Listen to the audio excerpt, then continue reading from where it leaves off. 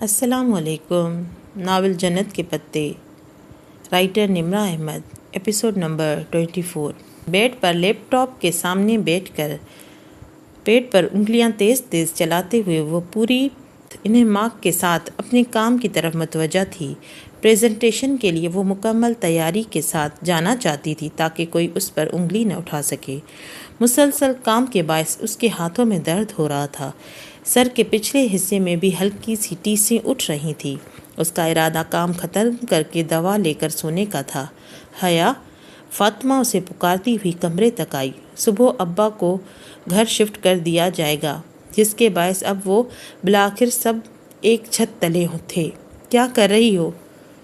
اس کے گرد کاغذوں اور فائلز لیپ ٹاپ کو دیکھ کر فاطمہ نے افسوس سے سر ہلا کر پوچھا، کیا ضرورت تھی یہ سب کرنے کی؟ سائمہ بھابھی بھی خفا ہو رہی تھی۔ جب تایا کی موجودگی میں تم خود کرو گی تو سب کہیں گے کہ ان پر بھی اعتبار ہی ہے ہمیں۔ مجھے یہی بہتر لگا تھا اماں۔ ابا نے مجھے اپنا اٹارنی انفیکٹ بنایا تھا، کچھ سوچ کر ہی بنایا ہوگا۔ وہ اسکرین سے نظریں ہٹا کر بولی، اچھا کل ارسل کا ولیمہ ہے، کیا پہنو گی؟ اف، یہ شادیاں! جب سے ابا بیمار ہونے تک ان چیزوں کا دل ہی نہیں کر رہا تھا۔ ارسل ان کا سیکنڈ کزن تھا، پھر بھی وہ اور فاطمہ مہندی اور شادی پر نہیں گئی تھی، مگر اب ولیمے پہ جانا ضروری تھا۔ کچھ بھی پہن لوں گی، مکسڈ گیدرنگ ہوگی۔ اس نے انگلیوں سے اشارہ کر کلائیوں تک سرایت کر رہا تھا۔ ہاں مکسڈ ہی ہے، مگر پلیز اس دن کی طرح دوپٹہ مت لینا۔ فاطمہ اس کے قریب بیڈ پر بیٹھی روٹھے پن سے بول رہی تھی۔ پر اماں، مکسڈ گیدرنگ جو ہے، نقاب تو کرنا پڑے گا۔ وہ ابھی تک اسکرین کی جانب متوجہ تھی۔ اسے پتہ نہیں چلا کہ اسے نے کس شے کی دعوت دے ڈالی ہے۔ نقاب کس لیے؟ کیا ہو گیا ہے تمہیں؟ وہاں کس سے کرنا ہے نقاب؟ کزن کی شادی ہے، وہاں سب اپنے ہی ہوں گے۔ وہ حیرت اور غصے سے بولی۔ حیا نے رک کر انہیں دیکھا۔ اپنا تو کوئی نہیں ہوتا اماں، وہ کزن سے، سگے بھائی تو نہیں۔ اب جب کرتی ہوں نقاب تو ٹھیک سے کروں گی نا۔ اسے سر کے پچھلے حصے سے درد اپنے بازوؤں تک بڑھتا ہوا محسوس ہو رہا تھا، یوں جیسے اس کی اندیکھی انگلیاں ہوں اور اس کے سر کو آہستہ آہستہ اپنے شکنجے میں لے رہی ہوں۔ تم پاگل ہو گئی ہو؟ تم فنکشن میں برقع اوڑھ کے جاؤ گی؟ برقع نہیں اوڑھوں گی، بڑے دوپٹے سے بھی کام چلا لوں گی۔ مکسڈ گیدرنگ جو ہے، اس نے حدس الوسط لہجے کو نرم اور دھیما رکھنے کی کوشش کی، مگر مکسڈ گیدرنگ میں بھی عورتیں اور مردوں کے ٹیلرز الگ الگ ہوتے ہیں۔ حیا، مرد دور ہوتے ہیں۔ دور کہاں، سامنے ہی تو بیٹھے ہوتے ہیں سب، درمیان میں کوئی اسکرین تو حائل نہیں ہوتی۔ اور پھر جو ویٹر عورتوں کی طرف پھر رہے ہوتے ہیں، وہ تو ہمیشہ ہی عورتوں کی طرف ہوتے ہیں۔ وہ تو بچے ہی ہے نا حیا، 20 سال کے بچے ہیں۔ تم بحث کیوں کر رہی ہو؟ درد کی لمبی انگلیاں اب اس نے کم پٹی سے ہوتی پیشانی کو اپنے شکنجے میں لے رہی تھی۔ تکلیف پل پل بڑھتی جا رہی تھی۔ نہیں اماں، بحث تو نہیں کر رہی، صرف وضاحت کر رہی ہوں اپنے نقاب کے لیے۔ اچھا، پہلے تو تم نقاب نہیں لیتی تھی، پہلے تو تم بہت ماڈرن تھی۔ وہ چپ ہو گئی۔ زمانہ جاہلیت کا طعنہ کیسے چابک کی طرح لگاتے ہیں، کاش یہ طعنہ دینے والوں کو معلوم ہو سکے۔ جی، میں پہلے نہیں لیتی تھی، مگر اب کرتی ہوں تو مجھ پر ہر طریقے سے لازم ہے کہ میں صحیح طریقے سے نقاب کروں۔ تم شادی پر نقاب لوگی، لوگ کیا کہیں گے؟ وہ جھنجھلائی۔ نہیں لوں گی تو اللہ کیا کہے گا؟ کچھ نہیں ہوتا حیا، ایسی بھی تو کتنے گناہ کر لیتی ہیں۔ غیبت، گلہ، سب گناہ نہیں ہے؟ کیا صرف نقاب نہ کرنا گناہ ہے؟ درد کی فولادی گرفت اس کے سر کو جکڑ لینے کے بعد اب گردن تک پھیلتی جا رہی تھی۔ اس کے کندھوں پر شدید دباؤ محسوس ہونے لگا۔ اماں، میں نے کب کہا کہ میں بہت نیک ہوں یا کوئی گناہ نہیں کرتی؟ لیکن اگر میں کوئی نیک کام کرنا چاہتی ہوں تو مجھے مت روکیں۔ اسے لگا وہ التجا کر رہی ہے، منت کر رہی ہے، وہ بنو کرینہ سے منت کر رہی ہے۔ اچھا، پہلے تو تم نے کبھی احسان نہیں کیا گناہ ثواب کا؟ جب ابا اور تایا کہتے تھے تب تو نہیں مانتی تھی۔ وہ پھر سے پہلے کا تانا۔ تو اماں، اگر میں تایا ابا کے کہنے پر اللہ کو مانتی تو میں قابل قبول ہوتی، مجھے شاباش بھی ملتی اور واہ واہ بھی، لیکن اگر میں نے اپنی مرضی سے اللہ کی مانوں تو میں قابل قبول نہیں۔ اس نے دکھ سے انہیں دیکھا۔ وہ مایوسی کو پرکھے ہوئے طرز سے اذیت کندھوں سے گزرتی سینے میں اتر رہی تھی۔ مجھے بیکار کے دلائل مت دو، اپنا LLB مجھ پر مت آزماؤ۔ ارم کی منگنی پر تھوڑے لوگ تھے، بات دب گئی، لیکن اب اتنی بڑے فنکشن میں نقاب لوگی تو لوگ کتنی باتیں کریں گے۔ آپ لوگوں سے ڈرتی ہیں، جبکہ اللہ زیادہ حقدار ہے، اس سے ڈرا کریں۔ اور لوگوں کو کیا ہے؟ سائمہ تائی تو پہلے بھی مجھے اس پر باتیں بناتی تھی، مگر فاطمہ بیزار ہو چکی تھی۔ حیا، شادیوں پر کون حجاب لیتا ہے؟ میں لیتی ہوں، اور میں لے کر دکھاؤں گی۔ نہیں، میں کوئی دعویٰ نہیں کر رہی، لیکن اگر میں اپنے خاندان کی وہ پہلی لڑکی ہوئی جو شادیوں میں بھی حجاب لے تو وہ میں پہلی لڑکی بنوں گی اماں۔ تکلیف اب اس کے شریانوں میں کسی سیال مادے کی طرح تیز سے اندر سب کچھ جلاتی دل میں قطرے قطرے گرنے لگے تھے۔ حیا، شادیوں پر تو خیر ہوتی ہے۔ نہیں اماں، شادیوں پہ ہی تو، ان تقریبات سے تو خیر کم اور شر زیادہ نکلتا ہے۔ کتنا برا لگے گا، تم نقاب میں بیٹھی ہوگی۔ انہیں رہ رہ کر اس کی کم عقلی پر افسوس ہو رہا تھا۔ کس کو برا لگے گا؟ لوگوں کو، مگر اللہ تعالیٰ کو اچھا لگے گا۔ اچھا، یعنی ہم سب جو نقاب نہیں کرتی تو ہم سب کافر ہوں گی، ہم سب بہت بری ہوں گی۔ میں نے یہ کب کہا ماں؟ میں خود نقاب لیتی ہوں، مگر کسی دوسرے پر تو تنقید نہیں کرتی۔ میں تو کسی سے کچھ بھی نہیں کہتی اماں۔ اس کی آواز بھیگنے لگی، درد اب اس کے دل کو کاٹ رہا تھا، الٹی چھری سے ذبح کر رہا تھا کوئی اسے۔ خندق کی کوئی جنگ بنو قریظہ کے بغیر نہیں لڑی جاتی۔ اس کی بھی بنو قریظہ مل گیا تھا، اور وہ وہاں سے ملا جہاں اس نے کبھی تصور بھی نہیں کیا تھا۔ تم مت کہو، مگر تمہارا حجاب چیخ چیخ کر یہی کہتا ہے کہ میں بہت اچھی ہوں اور باقی سب بری ہیں۔ انہوں نے ہاتھ اٹھا کر چمک کر کہا۔ وہ کہیں سے بھی ایک مہذب اور تعلیم یافتہ خاتون نہیں لگ رہی تھی۔ اماں، اگر کوئی ایسا سمجھتا ہے تو یہ اس کی اپنے اندر کی انسیکیورٹی ہے۔ میرا کیا قصور؟ میں تو کسی کو برا نہیں سمجھتی، میں تو بس آگ سے بچنا چاہتی ہوں۔ تو یہ سب پہلے کیوں نہیں کرتی تھی؟ بچپن سے تمہیں علم تھا جہنم کی آگ کا، نہیں تھا علم؟ پہلے صرف علم تھا اماں، اب یقین آ گیا ہے۔ اس نے بہت سے آنسو اپنے اندر اتارے۔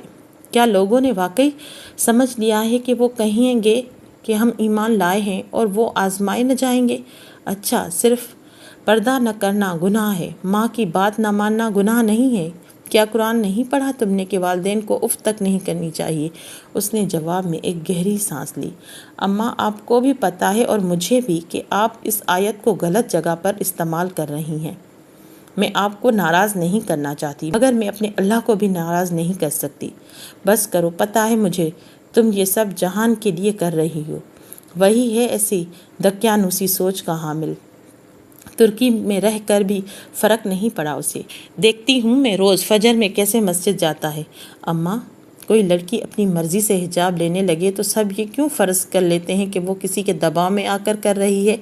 کوئی یہ ماننے کو کیوں تیار نہیں ہوتا کہ اس لڑکی کا اپنا بھی کچھ دل ہوتا ہوگا، وہ بھی کچھ سوچ سکتی ہوگی؟ مگر پہلے تو تم نہیں کرتی تھی نا؟ وہ غصے سے کہتی اٹھی۔ اور کرو، جس سے بھی کرنا ہے نقاب، میں کون ہوتی ہوں کچھ کہنے والی؟ وہ تن فن کرتی باہر نکل گئی۔ الٹی چھری ابھی تک اس کے دل کو کاٹے جا رہی تھی، خون کے قطرے اندر ہی اندر گر رہے تھے۔ مائیں بھی بعض دفعہ کتنا دل دکھاتی ہیں، مگر انہیں کبھی احساس نہیں ہوتا۔ اس نے آنکھوں کو ہتھیلی کی پشت سے رگڑتے ہوئے آنسو پھر بھی ابل پڑے۔ جاڑے اور بھوک کی تکلیف میں خندق کا کھودنا کٹھن ہوتا ہے یا بنو قریظہ کی بے وفائی سہنا؟ اس نے خود سے پوچھا۔ اور اگر یہ دونوں ساتھ مل جائیں تب؟ اس نے خود سے سوال کیا۔ اس کا دل بھی ابھی تک تکلیف سے رس رہا تھا۔ پریزنٹیشن اچھی چلی گئی، جبکہ ولیمے کا فنکشن اس سے بھی اچھا۔ آج اس نے نیوی بلو لباس پہنا تھا اور بڑا سا دوپٹہ ویسے ہی لیا تھا جیسے ارم کی منگنی پر لیا تھا۔ بیٹھتی بھی ذرا الگ تھی، مگر یہ نہیں کہ کٹ کر رہتی، بلکہ ہر ایک سے ملے وہی سوال وہی جواب کا سلسلہ جاری رہا۔ چہرے سے تو ہٹاؤ، وہ فکرہ جات، وہ حیرت اور اجنبیت سے بہت سے لوگوں نے آ کر دہرایا، اور جواب میں وہ ایک سادہ سی مسکراہٹ سے کہتی رہی، تھینک یو، میں بالکل ٹھیک ہوں۔ البتہ سب کی باتیں دل پر بہت زور سے لگتی تھیں۔ فاطمہ نے کتنی دفعہ اسے آنکھ کے اشارے سے چہرہ کھولنے کو کہا، مگر جواب میں وہ آبرو سے پیچھے کی طرف اشارہ کرتی جہاں مووی میکر مووی بنا رہا تھا۔ وہ جھنجھلا گئی۔ اوہو، فیملی ویڈیو ہے، اپنوں میں ہی رہے گی، باہر تھوڑی دکھائیں گے۔ بالکل، وہ اسپات میں سر ہلا کر دوسری جانب دیکھنے لگتی۔ صرف شہلا ہی تھی جو اسے یوں ملی جیسے کوئی تبدیلی ہی نہ آئی ہو۔ اس کی آنکھیں البتہ اب بھی ویسی ہی اداس اور تھکا دینے سے بھرپور تھیں، مگر حیا کو اب وجہ جاننے کی ضرورت نہیں تھی۔ اس نے ابھی 1-2 فنکشن حجاب میں اٹینڈ کیے تھے۔ کل فاطمہ سے بحث کا اثر ابھی تک دل پر تھا، اور شہلا تو پچھلے 2 سال سے ہر کی خوشی ہر غم میں ایسے ہی شرکت کرتی تھی۔ اور پھر جب انسان کہتا ہے کہ وہ ایمان لایا ہے تو وہ آزمایا بھی ضرور جاتا ہے۔ جانے شہلا کتنی تکلیف اور کرب سے گزری ہوگی۔ سلام ہو ہم اجنبیوں پر، اس نے گہری سانس لیتے ہوئے سوچا۔ شادی کے لیے دوسرے شہروں سے آئے کچھ رشتہ دار تایا فرقان کے گھر ٹھہرے ہوئے تھے۔ تایا نے رات میں سب کا کھانا کیا تھا۔ اس وقت بھی ان کا گھر مہمانوں سے بھرا ہوا تھا۔ جب وہ پریزنٹیشن کا بتانے ان کی طرف آئی، لان میں اندھیرا اتر آیا تھا۔ تایا برآمدے میں کھڑے تھے۔ اندر جانے والے دروازہ کھلا تھا، مگر آس پاس کوئی نہ تھا۔ اندر سے البتہ گہما گہمی اور رونق سے آوازیں آ رہی تھیں۔ آج پریزنٹیشن اچھی ہو گئی، امید ہے پروجیکٹ بھی ہمیں ملے گا، وہ نرمی سے بتانے لگی۔ جو سرد مہری کی دیواریں ان دونوں کے درمیان تھیں، وہ اسے گرانا چاہتی تھی۔ جو بھی تھا، فطری طور پر تایا ابا سے بہت محبت کرتی تھی۔ خیر، مجھے تو اتنی امید نہیں، پتہ نہیں تم ٹھیک سے کر کے بھی آئی ہوگی یا نہیں۔ وہاں ہنوز رکھائی تھے، وہ بہت اکھڑے اکھڑے سے لگ رہے تھے۔ نہیں تایا ابا، سب بہت اچھا ہو گیا، میں پورا ہوم ورک کر کے گئی تھی۔ وہ خاموش رہے، تنے ہوئے آبرو اور ماتھے کے بل۔ وہ اس سے خوش نہیں تھے۔ اس نے ایک اور کوشش کرنی چاہی۔ اچھا، باقر صاحب بتا رہے تھے کہ سائیڈ میں ویٹرز کچھ مسئلہ کر رہے تھے، سپلائی روک دی گئی ہے۔ میں سوچ رہی تھی کہ اگر میں خود… وہ ایک دم رکی۔ دروازہ کھول کر داور بھائی آ رہے تھے۔ حیا کسی میکانکی عمل کے تحت دوپٹہ 2 انگلیوں سے تھوڑی سے اٹھا کر ناک تک لے گئی۔ تایا نے چونک کر اس کے اس حرکت کو دیکھا، پھر اندر سے آتے داور بھائی کو، جو اسے دیکھ کر رک گئے تھے، جیسے متبض ہوں کہ کھڑے رہ گئے۔ واپس چلا جاؤں؟ یہ تم کس سے پردہ کر رہی ہو؟ تایا نے کڑے تیوروں سے اسے دیکھا۔ لمحے بھر کو تو اس کی سمجھ میں کچھ نہ آیا۔ جی، تم میرے بیٹے سے پردہ کر رہی ہو؟ تایا ابا، میں تو… اس نے کچھ کہنا چاہا، مگر وہ ایک دم بہت بلند آواز میں بولنے لگے۔ میرے بیٹے آوارہ ہیں، لوفر، لفنگے ہیں، بدنیت ہیں۔ کیا ہے میرے بیٹوں نے جو تم نے ان کے سامنے پردہ ڈالنے لگی ہو؟ اونچی غصیلی آواز اندر باہر خاموشی طاری کر گئی۔ وہ بالکل ساکت سی بنا پلک جھپکے انہیں دیکھ رہی تھی۔ اس کی سمجھ میں نہیں آ رہا تھا ہو کیا رہا ہے۔ تم میرے ہی گھر میں کھڑی ہو کر میرے بیٹوں کو گھٹیا اور نیچ ثابت کرنا چاہتی ہو۔ تم میرے بیٹوں کو ذلیل کر رہی ہو۔ وہ غصے سے داڑے۔ داور بھائی نے نفی میں سر ہلایا، جسے انہیں قطعاً نہ لگا ہو کہ ان کو ذلیل کیا گیا ہو۔ اندر سے لوگ باہر آنے لگے۔ کوئی کچن سے باہر نکلا، کوئی برآمدے کے دروازے سے۔ تماشا سج گیا تھا اور تماشائی جمع ہو رہے تھے۔ میرے بیٹوں نے ساری عمر بھائیوں کی طرح تمہارا خیال رکھنا۔ اپنا بھائی تو اس کافر عورت کے ساتھ منہ کالا کر کے بیٹھا ہے نا، مگر تم الٹا میرے بیٹوں کے خلاف محاذ بنا رہی ہو۔ پوری ترکی میں آوارہ پھرتی تمہیں پردے کا خیال نہیں آیا۔ اس کا سانس جسے رک گیا۔ اسی پل اس کو دیکھا۔ بمشکل وہ چند الفاظ کہہ پائی۔ زاہد چچا، آپ تایا ابا کو سمجھائیں، انہیں غلط فہمی ہو رہی ہے۔ ٹھیک کہہ رہے ہیں بھائی، یہ ڈھکوسلے تم کس کے لیے کر رہی ہو؟ پہلے ساری زندگی خیال نہ آیا، اب کہاں کا اسلام شروع ہو گیا ہے تمہارا؟ وہ جواباً اتنے ہی غصے میں بولے۔ پورے خاندان میں ہمارا تماشا بنا کر رکھا ہے۔ سب باتیں بنا رہی ہیں کہ حیا بی بی نقاب میں کھانا کھا رہی تھی۔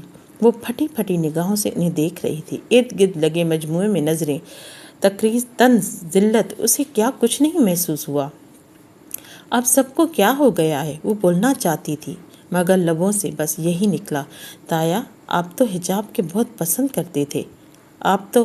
بکواس مت کرو میرے سامنے، اور میری بات کان کھول کر سن لو۔ اگر تم آئندہ میرے گھر آؤ تو منہ پر کپڑا لپیٹے بغیر آؤ گی۔ اگر تمہیں میرے بیٹوں کو اس طرح سے ذلیل کرنا ہے تو آئندہ میرے گھر میں قدم مت رکھنا۔ انگلی اٹھا کر متبیہ کرتے وہ سرخ چہرہ لیے بولے تھے، اس سے مزید کھڑا نہ ہو گیا۔ وہ ایک دم پلٹی اور اپنی گھر کی طرف دوڑتی چلی گئی۔ پیچھے تماشائیوں کے مجمع میں کہیں فاطمہ بھی تھی، مگر وہ بھی اس کا ساتھ دینے کے لیے آگے نہیں بڑھی تھی۔ ان سب نے اسے اندھیرے میں خندق میں تنہا چھوڑ دیا تھا۔ اپنے لان میں برآمدے کی سیڑھیوں پر ہی گرنے کے انداز میں بیٹھ گئی۔ اس کے ہاتھ کانپ رہے تھے اور قدموں میں سکت نہیں رہی تھی۔ آنکھوں سے گرم گرم آنسو ابل کر گرتے جا رہے تھے۔ اتنی ذلت، اتنی تحقیر، اتنا تماشا! یہ تایا فرقان تھے؟ ساری عمر اسے حجاب پر ہی اختلاف رکھنے والے تایا فرقان اب حجاب پر ہی اس کے خلاف ہو گئے تھے۔ ان کا دین، ان کی شریعت سب کدھر گیا تھا؟ اس کی گردن گھٹنوں پر جھکی تھی، وہ روئی چلے جا رہی تھی۔ پورے خاندان کے سامنے تایا نے اسے ذلیل کر دیا تھا، اب وہ کبھی سر نہیں اٹھا سکے گی۔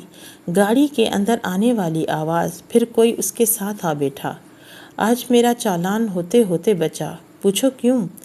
کسی اور ہی دھن میں محظوظ سا بتا رہا تھا، اور ایک دم کھڑی ہو گئی۔ جہان نے حیرت سے سر اٹھا کر اسے دیکھا۔ اس کا چہرہ آنسوؤں سے بھیگا ہوا تھا۔ حیا، کیا ہوا؟ ماموں ٹھیک ہو جائیں گے، پریشان مت ہو۔ اس نے یہی اندازہ لگایا کہ ابا کی وجہ سے رو رہی ہے۔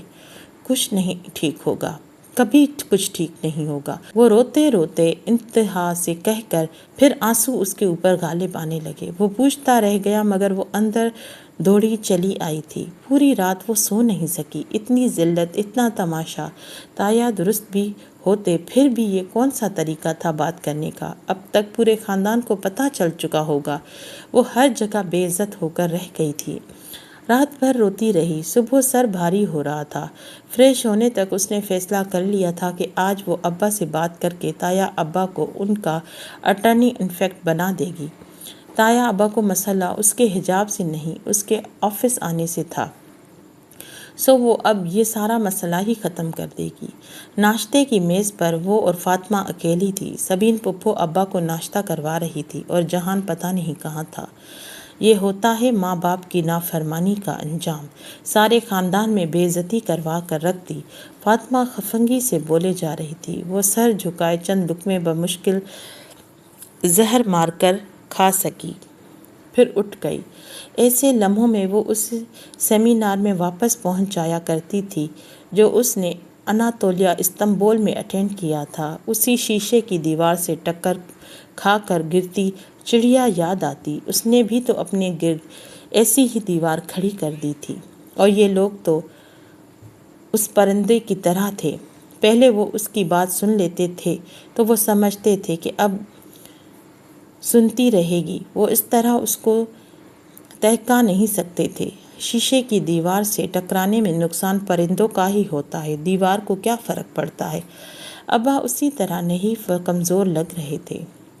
اسے دیکھ کر ذرا سا مسکرائے۔ کام کیسا جا رہا ہے؟ سب ٹھیک ہے ابا۔ اس نے آہستہ سے سب آنسو اپنے اندر لیے اور بظاہر مسکرا کر بولے، بہت محنت کر رہی ہے یہ لڑکی۔ پھپھو مسکرا کر کہتی، ناشتے کے برتن اٹھا رہی تھی۔ پتہ نہیں انہیں رات کے واقعے کا علم تھا یا نہیں، پھر بھی ان سے نگاہ نہ ملا سکی۔ آفس میں ایک بری خبر اس کے منتظر تھی۔ ٹریڈ سینٹر کا پروجیکٹ انہیں نہیں ملا تھا۔ اس بات نے تو اسے مزید شکستہ دل کر دیا تھا۔ اس نے باقر صاحب کو بلوایا تھا تاکہ وہ اسے اپنے ارادے سے آگاہ کر دے اور وکیل صاحب کو بلوا سکے، مگر پہلے اس نے بے اختیار ہی وہ تکلیف دہ موضوع خود ہی اٹھا لیا۔ اتنی اچھی پریزنٹیشن دی تھی، پھر ہمیں وہ پروجیکٹ کیوں نہیں ملا؟ رات کے واقعے کی تھکن اور اذیت اس کی آنکھوں میں اتر آئی تھی۔ انہیں ہمارا پلان پسند نہیں آیا، وہ شاید کچھ اور چاہتے تھے۔ اچھا؟ وہ خاموش ہو گئے۔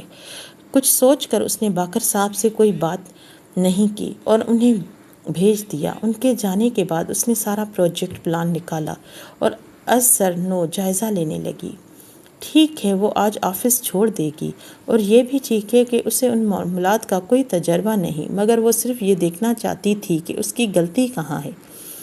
تمام خاکے اچھے تھے، بقول آرکیٹیکٹ بے حد شاندار، مگر جب اس نے پہلی دفعہ ان کو دیکھا تھا تو اس کے ذہن میں کیا بات آئی تھی؟ کچھ غیر آرامدہ لگا تھا اسے۔ اس نے ذہن پر زور دیا اور ایک دم کسی بہتی ندی کی طرح وہ خیال امٹ آیا، موت کا کنواں، اور اگلے لمحے ہی اسے غلطی نظر آنے لگی۔ داور بھائی کی شادی کی کچھ شاپنگ فاطمہ اور اس نے لاہور سے کی تھی۔ کسی کام سے وہ شاہ عالمی مارکیٹ چلی گئی۔ غلطی یہ تھی کہ اپنی کار لے کر گئی تھی۔ وہاں ایک ملٹی اسٹور پارکنگ بلڈنگ میں کار پارکنگ کرنا پڑی، وہ بھی چوتھی منزل پر۔ گول گول گھومتی منزلیں، تنگ تاریک جگہ، گاڑی اوپر چڑھانے، یوں تھا کہ گویا موت کے کنویں میں ڈرائیونگ کرنا۔ تب سے اسے ملٹی اسٹور پارکنگ عمارات بہت بری لگتی تھی، اور اب اس کے پلان میں ٹریڈر سینٹر کی پارکنگ ایک چھوٹے رقبے پر ملٹی اسٹور بنانے گئی تھی۔ اسے تعمیراتی کاموں کا تجربہ نہیں تھا، مگر شاپنگ کا ایک طویل اور وسیع تجربہ تھا۔ پھر یہ اتنی بڑی غلطی اسے پہلے کیوں نہیں نظر آئی؟ شاید اس لیے کہ پہلے وہ خود کو کم عقل سمجھ کر آرکیٹیکٹ پر بھروسہ کر رہی تھی۔ اندھی تقلید۔ مگر اب اپنی عقل سے سوچا تو چونک گئی۔ لوگ ایک کھلا اور زمینی پارکنگ لاٹ پسند کرتے ہیں، اور ملٹی اسٹوری پارکنگ بلڈرز تو ادھر کم ہی بنتے ہیں۔ پھر آرکیٹیکٹ نے ایسا کیوں کیا؟ وہ جا ہی رہی تھی تو پہلے ان صاحب سے ذرا تو ٹوک بات تو کر لے۔ یہی سوچ کر وہ باہر آئی تو ترکوں سے اس نے خود چل کر جانا سیکھا تھا۔ وہاں کسی سے راستہ پوچھو تو وہ سب ساتھ چل کر اسے منزل تک چھوڑ کے آتا تھا، سو وہ خود آرکیٹیکٹ صاحب سے ملنے چلی آئی۔ لیکن کوریڈور کے سر پر وہ ایک دم پیچھے ہوئی۔ ولید اور آرکیٹیکٹ رضوان صاحب کسی بات پر ہنستے ہوئے اندر جا رہے تھے۔ وہ الٹے قدموں واپس آئی۔ ایک سرخ بتی جلنے بجھنے لگی تھی۔ کہیں کچھ غلط تھا، کچھ گڑبڑ۔ واپس اپنی سیٹ پر بیٹھی۔ وہ کتنی ہی دیر سوچتی رہی، پھر اپنے پرس میں موبائل کے لیے ہاتھ ڈالا تو وہ مخمل کا ٹکڑا بھی نظر آیا، جس پر سنہری دھاگے سے 2 الفاظ لکھے تھے۔ وہ اسے 2 انگلیوں میں گھماتی، الٹ پلٹ کرتی، سوچتی رہی۔ فرار ہر مسئلے کا حل نہیں ہوتا، مسئلوں کا حل ڈھونڈنا پڑتا ہے، راستہ تلاش کیا جاتا ہے۔ میجر احمد کا سبق اسے یاد آیا۔ چند منٹ میں اس نے اپنا ارادہ بدل دیا۔ وہ پھر سے کام کرنے پر تیار تھی۔ کوئی اس کے باپ کے ساتھ غداری کر رہا تھا، اسے ساری گڑبڑ کی ڈھونڈنا تھا۔ کانفرنس روم میں سب موجود تھے۔ وہ بنا کسی کو دیکھے سربراہی کرسی پر آ بیٹھی، مگر سر اٹھا کر تایا فرقان اور داور بھائی زاہد چچا کو دیکھنا، اس نے نگاہ ملانا کتنا اذیت ناک تھا، اسے اندازہ نہیں تھا۔ رات کے زخموں سے پھر سے خون رسنے لگا تھا، مگر وہ کتنی آرام سے اس کے سامنے بیٹھے تھے جس کچھ ہوا ہی نہیں۔ تو آپ نے پروجیکٹ بارہا دیکھا تھا، تایا فرقان نے نخوت بھری سنجیدگی سے اس سے مخاطب کیا۔ اس نے اپنا جھکا ہوا سر اٹھایا۔ وہ تایا فرقان کی بیٹی کی طرح رات گئے پکڑی نہیں گئی تھی، جیسے کہ تایا نے ایک دفعہ اسے فون کیا تھا کہ وہ سر اٹھا سکتی تھی۔ وہ زاہد چچا کی بیٹی کی طرح چیخ چلا کر داور بھائی کو پورے خاندان میں بے عزت کرنے کی مجرم نہیں تھی۔ زاہد چچا نے اسے سخت سناتے ہوئے اپنی بیٹی کی حرکت کو کیوں فراموش کر دیا، اور تایا نے بھی کبھی داور بھائی کو اس بے عزتی پر باز پرس نہیں کی۔ پھر اب مگر وہ حجابی لڑکی تھی، اور کوئی حجابی لڑکی پر کتنا ہی کیچڑ اچھالنے کی کوشش کرے اسے میلا نہیں کر سکتا تھا۔ جی سر، میں نے بارہا دیکھا۔ تایا کی آنکھوں میں آنکھیں ڈال کر اس نے سپاٹ انداز میں کہا۔ کیا آپ کی وجہ بتانا پسند کریں گی؟ ولید کی بات پر اس نے گردن موڑ کر اس کو سنجیدگی سے دیکھا۔ میں آپ کو جواب دہ نہیں ہوں ولید صاحب۔ درست، پھر میں آپ کو معطل کرنا چاہتا ہوں۔ ہم گرین ہاؤس والا پروجیکٹ ڈیلے کرنے پر مجبور ہو چکے ہیں۔ کیوں؟ وہ چونکی۔ اس میں معلوم ہے، اسے معلوم تھا کہ وہ کتنا اہم پروجیکٹ تھا۔ کیوں؟ کیونکہ بجٹ نہیں ہے، فنڈز کم پڑ رہے ہیں، ہمارے پاس اس کو کیری آن کرنے کے لیے اتنا پیسہ نہیں ہے۔ اس نے ایک کاغذ حیا کی طرف بڑھایا جس پر ایک لمبا سا فگر لکھا تھا۔ اتنی رقم کا انتظام کیسے ہوگا؟ وہ سچ میں مضطرب سی ہو گئی۔ مگر اس طرح پروجیکٹ بند کرنے سے تو بہت نقصان ہوگا، پھر کیا کریں؟ یہ میرے ابا کا پروجیکٹ تھا، ہم اس کو یوں کال آف نہیں کر سکتے، وہ فکر مندی سے کہہ رہی تھی۔ تو ہمیں یہ اماؤنٹ لا دو، ہم اسے جاری رکھیں گے، بات ختم، زاہد چچا نے بیزاری سے کہا۔ وہ دونوں تایا چچا اسے یوں مخاطب کرتے جیسے وہ ان کی بھائی کی بیٹی نہیں ملازمہ ہو۔ واقعی؟ اگر میں آپ کو یہ اماؤنٹ لا دوں تو آپ کام جاری رکھیں گے؟ کیا آپ زبان دے رہے ہیں؟ اس کا لہجہ تیز ہو گیا۔ ان کا چیلنج کرتا، مذاق اڑاتا انداز اسے پہلے سے زیادہ برا لگا تھا۔ رات کے زخم پھر سے کھرچنے لگے تھے۔ بالکل، تایا فرقان نے شانے جھٹکے۔ ٹھیک ہے، میں پیر کی صبح آپ کو اپنے فیصلے سے آگاہ کر دوں گی، وہ فائل بند کرتی ہوئی حتم انداز میں بولی۔ پھر جب وہ اپنی آفس آئی تو موبائل بج رہا تھا۔ اس نے کرسی پر تھکے تھکے انداز میں گرتے ہوئے فون اٹھایا۔ نمبر جہان کا تھا۔ کیسی ہو؟ چھوٹتے ہی بے فکر مندی سے پوچھنے لگے۔ ٹھیک ہوں، اس نے انگلیوں سے پیشانی مسلتے ہوئے جواب دیا۔ بے خوابی کے باعث سر میں درد تھا۔ چلو پھر لنچ ساتھ کرتے ہیں۔ میں نے ایک چھوٹا سا اٹالین ریسٹورنٹ دیکھا ہے، تمہیں ایڈریس سمجھاؤں؟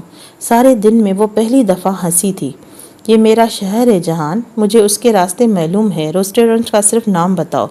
وہ بھی ہلکا سا ہنس دیا۔ اوہ سوری، F10 میں اٹالین اوون پر آ جاؤ۔ کار ڈرائیور چلا رہا تھا۔ وہ پچھلی نشست پر بیٹھی سیل فون پر نمبر ملا رہی تھی۔ اس نے ابا کی نصیحت پر عمل کرتے ہوئے سوچا تھا۔ کال ملا کر اس نے فون کان سے لگایا۔ صد شکر کہ انہوں نے کال ریسیو کر لی۔ السلام علیکم ذیشان انکل، میں حیا بات کر رہی ہوں۔ کار ٹریفک کے ساتھ بہتی چلی جا رہی تھی۔ اس طرح اس کے تنی پریشانی اعصاب ڈھیلے پڑے جا رہے تھے۔ ان سے بات ختم کی تو آفس سے فون آ گیا۔ وینٹرز مال کی سپلائی کھونے پر تیار نہ تھا، اور پرانی قیمت پر تو ہرگز نہیں۔ سراسر بلیک میلنگ تھی، اور بلیک میلرز سے تو اس نے نفرت تھی۔ میری میٹنگ ارینج کروا دیں ونٹرز سے، میں ان صاحب سے خود بات کرنا چاہوں گی۔ اس نے بند کر دیا فون۔ کار ریسٹورنٹ کے سامنے آ کھڑی ہوئی تھی۔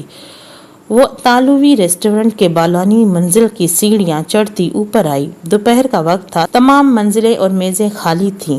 ہال کی ایک دیوار شیشے کی بنی تھی، جس سے نیچے ڈبل روڈ، اس کے پار گرین بیلٹ کے درخت و سبز نظر آ رہے تھے۔ شیشے کی دیوار کے ساتھ کونے کی میز پر وہ بیٹھا تھا۔ اسے آتے دیکھ کر وہ دھیرے سے مسکرایا۔ وہ بنا کسی دقت کے اسے نقاب میں پہچان لیتا تھا۔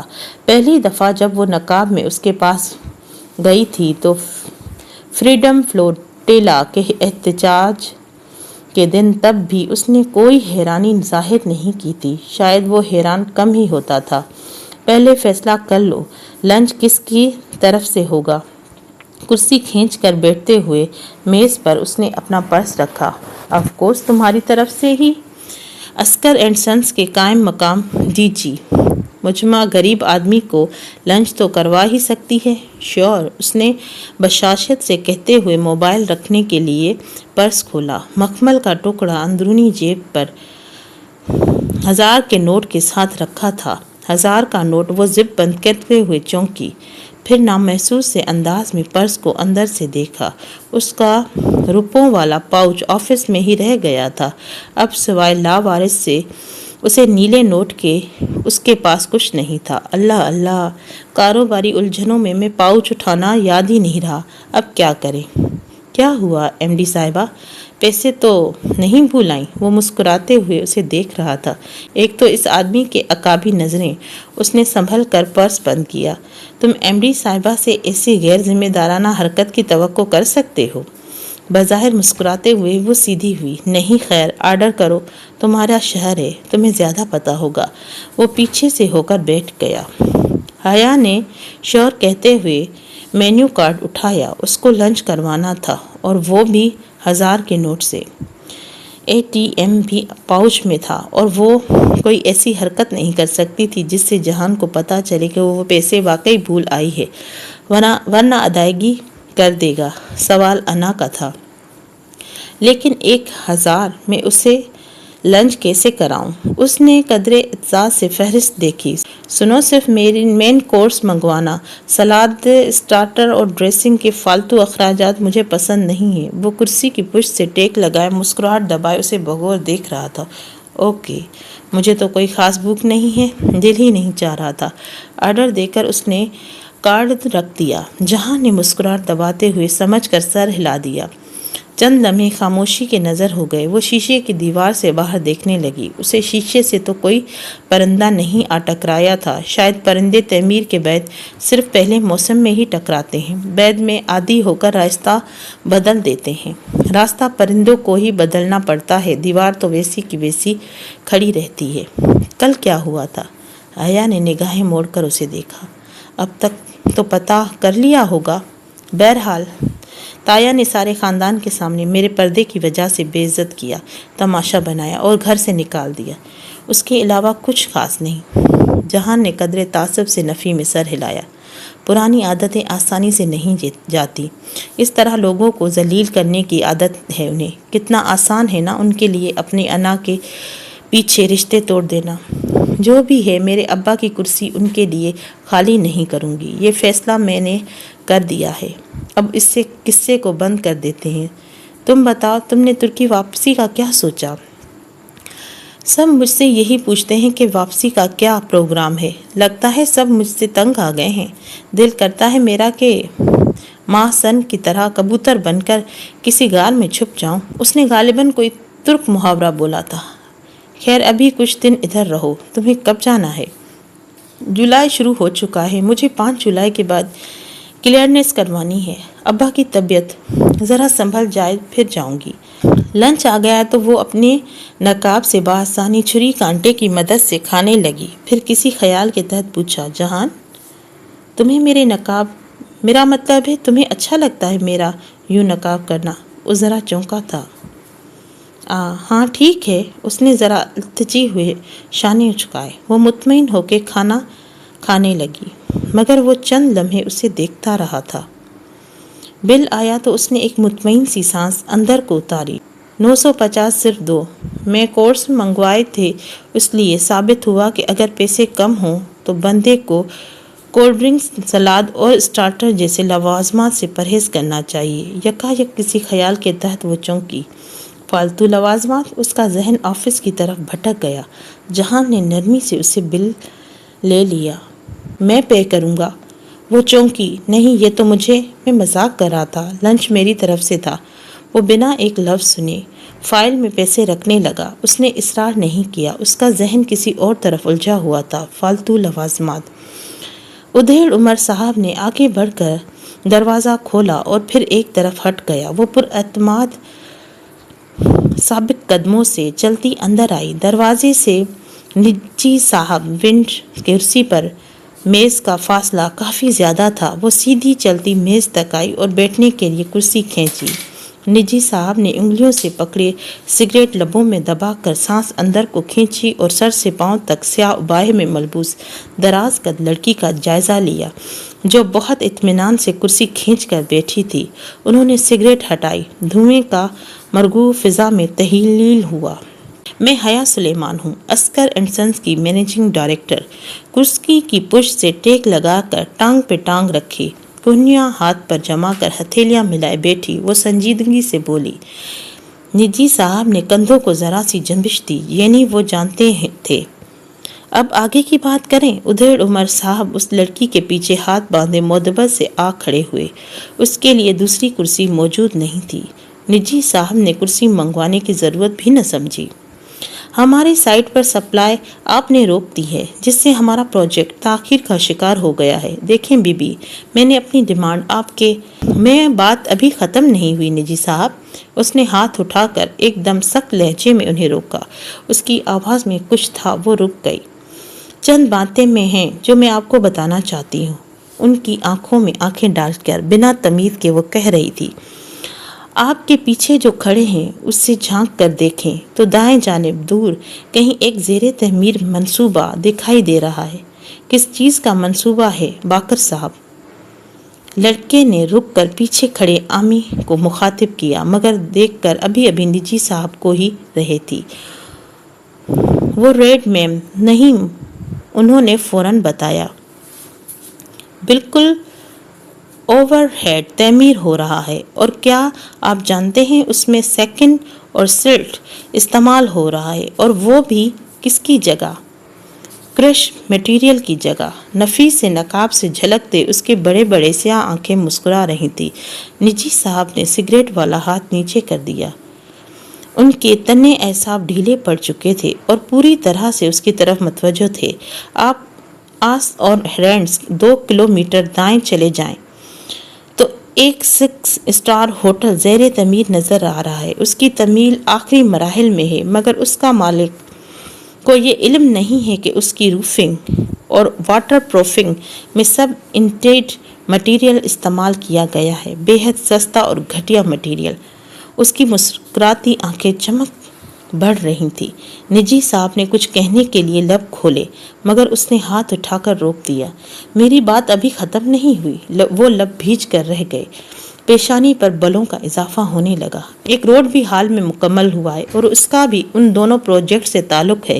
نگاہیں ان پر جمی، وہ مسکراتی ہوئی کہہ رہی تھی، اور جو تعلق ہے وہ آپ بہتر جانتے ہیں۔ میں تو بس اتنا جانتی ہوں کہ اس سڑک کے اطراف کو سیمنٹ نہیں کیا گیا اور اندر ہولز چھوڑ دیے گئے ہیں۔ وہ کون سا مسئلہ ہوگا جو سب سے پہلے چند دن میں منظر عام پر آئے گا باقر صاحب؟ نجی صاحب کو اپنے سابقہ انداز میں دیکھتے ہوئے اس نے اپنے ساتھی کو مخاطب کیا۔ وہ تابع داری سے بولے، ڈرین اینڈ کا مسئلہ میم، بالکل ڈرینیج کا مسئلہ، مگر سب سے بڑا مسئلہ کون سا ہوگا؟ انسپیکشن کا مسئلہ۔ 4 انسپیکشن ٹیمیں ان تینوں پروجیکٹس کو چند روپے لے کر اوپر کر چکی ہیں، لیکن وہ کیا ہے نجی صاحب کہ جو ہمارا میڈیا ہے نا، وہ ذرا سی ریٹنگ کے لیے ایسی خبروں کو خوب اچھالتا ہے اور یوں اس برینڈ کے ساتھ تباہ ہو کر رہ جاتی ہے، بالخصوص تب جب ان کے ہاتھ ڈاکیومنٹ پروف بھی لگ جائے۔ باقر صاحب، اس نے انگلی کے اشارے کے باقر صاحب نے چند کاغذات میز پر رکھے۔ نجی صاحب ان کو اٹھانے کے لیے آگے بڑھے تھے۔ وہ بمشکل ضبط کیے ہوئے بولی، مجھ پر ہاتھ ڈالنا اتنا آسان نہیں۔ ارے، اس کی سیاہ آنکھوں میں حرکت ابھری۔ آپ کی بات کس نے کی؟ پھر وہ ذرا سا مسکرائی۔ میں تو اپنے سپلائی کی بات کر رہی ہوں۔ کل ہفتہ ہے، میں امید کرتی ہوں کہ سوموار کی صبح مجھے اپنی کنسٹرکشن سائٹ پر سپلائی کی بحالی کی خبر مل جائے گی۔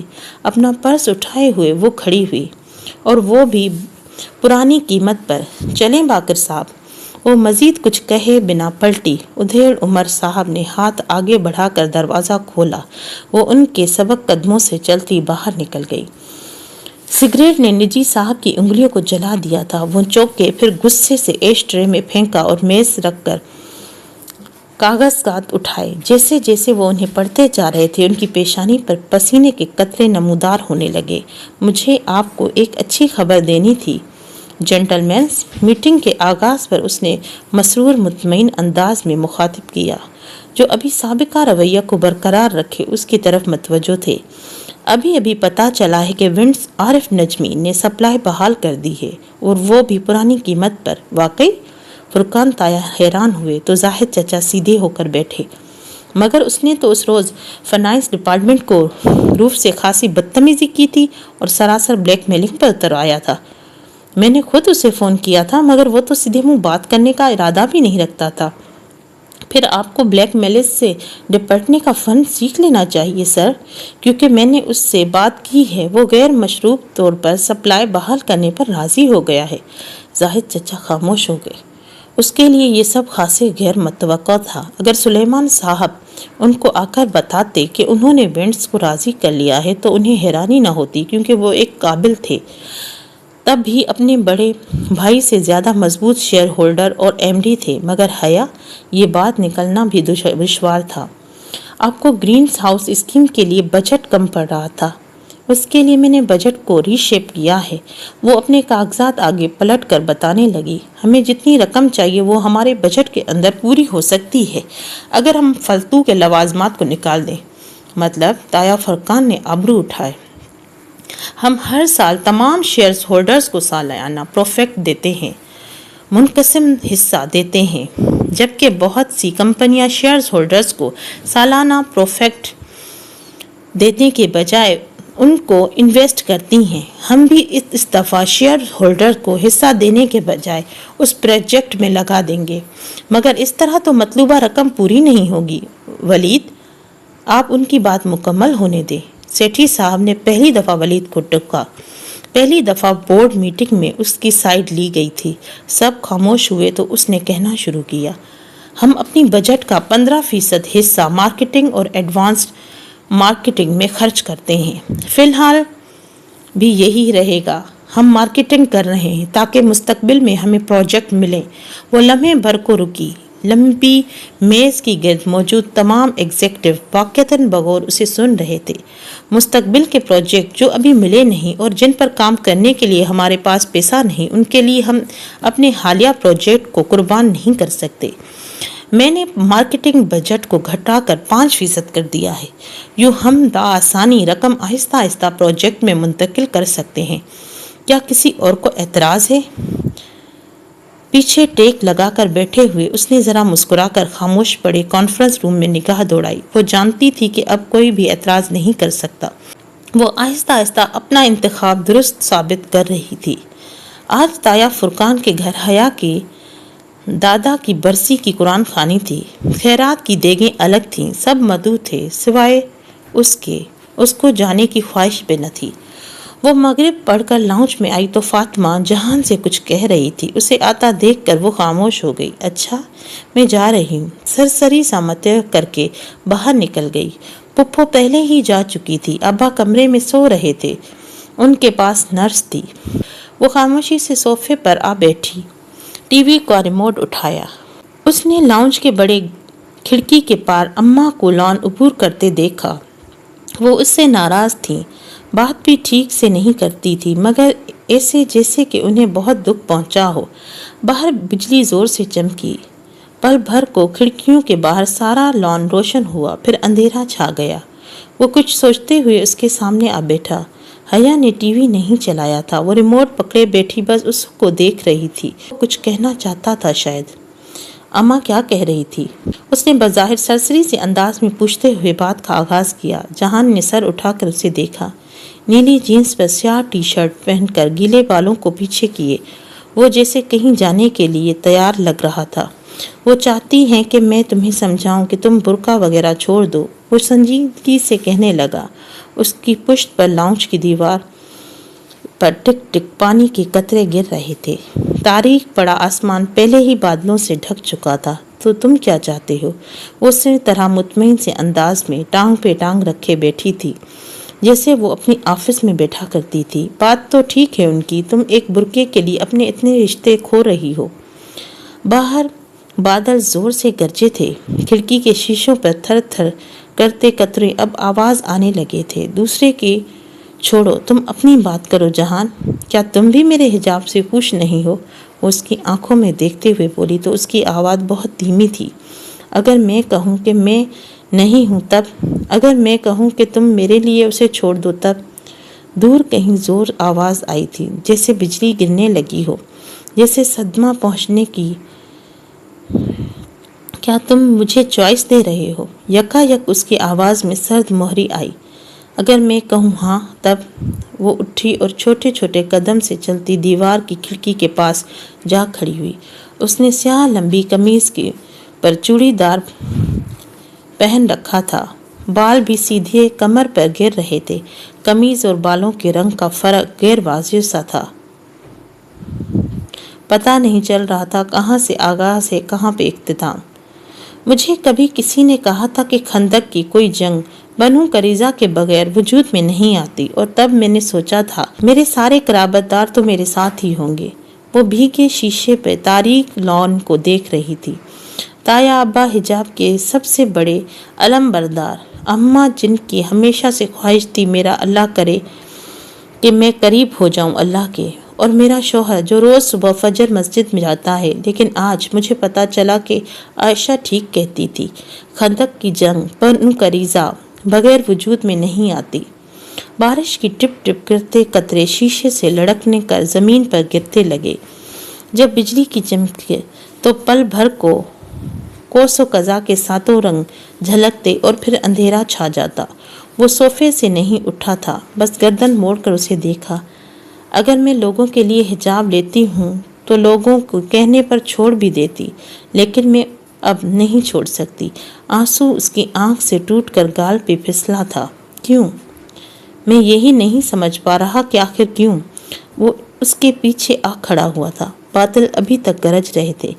حیا نے جواب نہیں دیا۔ اس نے ایک نظر جہان کو دیکھا اور پھر آگے بڑھ کر کونے میں رکھی منی پلانٹ کے سبز بوتل اٹھائی، پودے کی بیل جھٹک کر نکال کر پھینکی اور بوتل کو ہاتھ سے پکڑے ہوئے دیوار پر دے مارا۔ کانچ ٹوٹا، ٹکڑے گرتے گئے اور ایک نوکدار بڑا ٹکڑا اس کے ہاتھ میں رہ گیا۔ یہ پکڑو۔ اس نے بوتل کی گردن کا ٹکڑا جہان کی طرف بڑھایا اور جا کر اپنی ماں کے گردن میں اتار دو۔ حیا؟ اس نے بے یقینی سے اسے دیکھا۔ حیا نے افسوس سے سر نفی میں ہلایا اور آخری ٹکڑا باقی ماندہ کرچیوں پر بھیگ گیا تھا۔ نہیں کر سکتے نا؟ کانپ اٹھتا ہے نا دل؟ لگتا ہے نا جیسے آسمان پھٹ پڑے گا اگر تم نے ایسا سوچا بھی۔ اس نے گردن موڑ کر بھیگی آنکھوں سے باہر برستے موسلادھار بارش کو دیکھا۔ مجھے بھی ایسا لگتا ہے۔ وہ بولی تو اس کی آواز آنسوؤں سے بھاری تھی۔ مجھے بھی ایسا لگتا ہے جان۔ اللہ نے امانت کے تو آسمان و زمین پر پیش کیا ہے، مگر دونوں نے اسے اٹھانے سے انکار کر دیا تھا اور اسے انسان نے اٹھایا تھا۔ تمہاری ماں ایک انسانی جان تم پر امانت ہے، ایسے ہی مجھ پر میرا وعدہ امانت ہے۔ میں نے زندگی میں بس ایک دفعہ کوئی وعدہ کیا ہے اللہ تعالیٰ سے، کوئی مجھے اسے نبھانے کیوں نہیں دیتا؟ بجلی نے اپنی چاندنی بھر سے ہر سو بکھیری تھی، بس لمحے بھر کو چاندنی اور پھر اندھیری رات چھا گئی۔ مجھے کسی نے کہا تھا کہ دل مارے بغیر نور نہیں ملتا، اور میں سوچتی تھی نور کیا ہوتا ہے؟ جانتے ہو نور کیا ہوتا ہے؟ آنسو نے گلے میں پھندا ڈال دیا تھا، دم گھٹنے والا پھندا۔ نور قرآن ہوتا ہے، اللہ کا حکم جن کو پورے کا پورا لیا جاتا ہے، ایک حصے کو لے کر دوسرا انکار نہیں کیا جاتا۔ میں ہمیشہ سوچتی تھی کہ اللہ کیوں نہیں کہتا کہ اگر قرآن کو پہاڑ پر نازل کرتا تو وہ ٹوٹ جاتا۔ مجھے کبھی اس بات کی سمجھ نہیں آتی، مگر آج آ گئی۔ جانتے ہو پہاڑ کیوں نہیں ٹوٹا؟ کیونکہ وہ قرآن کے پورے کا پورا لیتا، اور جو شخص قرآن کو پورے کا پورا اپنے دل پہ اتارتا ہے نا، اسے ایک بار ٹوٹنا پڑتا ہے۔ اس نے جلتی آنکھیں بند کی۔ اب ہر طرف اندھیرا تھا۔ پل بھر کو بجلی چمکی تھی اور پھر اندھیرا۔ لوگوں نے مجھے اس لیے چھوڑا کیونکہ میں نے اللہ کو نہیں چھوڑا، تو مجھے واقعی ایسے لوگوں کے ساتھ نہیں چاہیے۔ اس نے آنکھیں کھولی۔ وہ واپس پلٹ رہا تھا۔ اس نے دھندلی بصارت سے گردن موڑ کر اس شخص کو سیڑھیاں چڑھتے دیکھا جس سے اس نے زندگی کا ایک حصہ محبت کرنے میں گزارا تھا، اور اوپر چلا گیا، مگر حیا اسی طرح سیڑھیوں کو دیکھتی رہی۔ چند منٹ بعد وہ اترا دکھائی دیا۔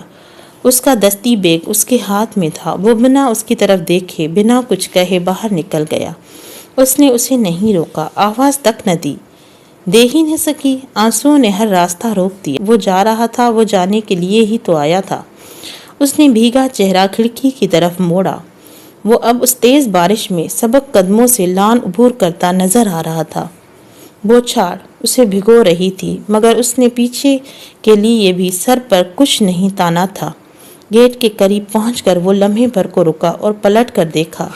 حیا کا دل ڈوب کر بھرا۔ رخسار پر بستے آنسو مزید تیزی سے لڑکنے لگے۔ جہان نے آخری بار پلٹ کر اسے نہیں بلکہ اوپر اپنی ماں کے کمرے میں کھڑکی کو دیکھا تھا، چونکہ پپھو ادھر نہیں تھی۔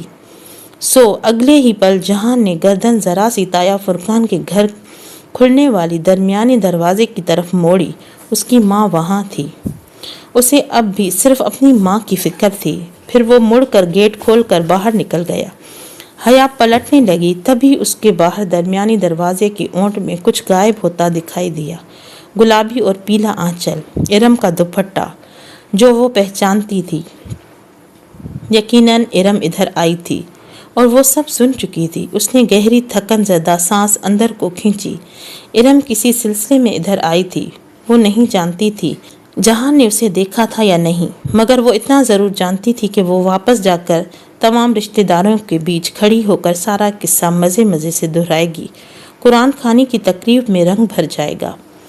गॉसिप्स का एक नया मौजू। लॉन्च में दरवाज़ा अम्मा पूरा बंद करके नहीं गई थी, सो उसे ये खामख्याली हरगिज़ नहीं थी कि इरम ने कुछ नहीं सुना होगा। बस चंद ही मिनट पूरे ख़ानदान को पता चल जाएगा कि हया ने जहान को गवा दिया है। वो हया के पर्दे से तंग आकर उसे छोड़कर चला गया। वो थके थके से अंदाज में वापस सोफे पर आ गिरी। खिड़की के साथ सब्ज़ बोतल की किरचियाँ अभी भी तक वहाँ बिखरी थी। उसमें इतनी हिम्मत न थी कि उन्हें उठा सके। उसमें अभी किसी शे की हिम्मत न थी। वो इरम ही थी। उसने वही किया जो हया ने सोचा था। फातिमा वापस आई तो सख्त मुतासिफ थी। वो सबीन पुप्पो की बात सुन ही नहीं रही थी। वो बार बार कह रही थी, भाभी वो इस वजह से नहीं गया, उसने मुझे बताया दिया था कि वो आज चला जाएगा, उसने वैसे ही चले जाना था। पुप्पो को इरम से भी शिकवा था। उन्होंने इरम को हल्का सा डांट भी दिया था कि गलत बात करके फातिमा का अंदाज़ा बता रहा था कि उन्हें यकीन नहीं है। उनके नज़दीक अगर कोई सब कुछ का जिम्मेदार है तो वो हया है, जिसने अपनी ज़िद के पीछे जहान को खो दिया। जब ताया ने उसे बेइज्जत करके घर से निकाला था तब वो रोती रही थी। जब जहान चला गया तो उसने अपने आंसू पोंछ लिए थे। खंदक की जंग में सिर्फ बनू करीजा ही तो नहीं होता, उसमें जाड़े की सख्ती भी तो होती है। वो सर्दी और खुश्की जो लोगों को रवैयों में दर आती है, रिश्ते सर्द मोहर हो जाते हैं और उसमें भूख की तंगी भी होती है, माशरती दबाव, वो फिक्र भी होती है। वो अब परवाह किए बिना कान लपेटे अम्मा की सारी बातें सुनती रही और आगे निकल जाती। ऑफिस में अलबत्ता अब रवैया ज़रा बदल गया हुआ था।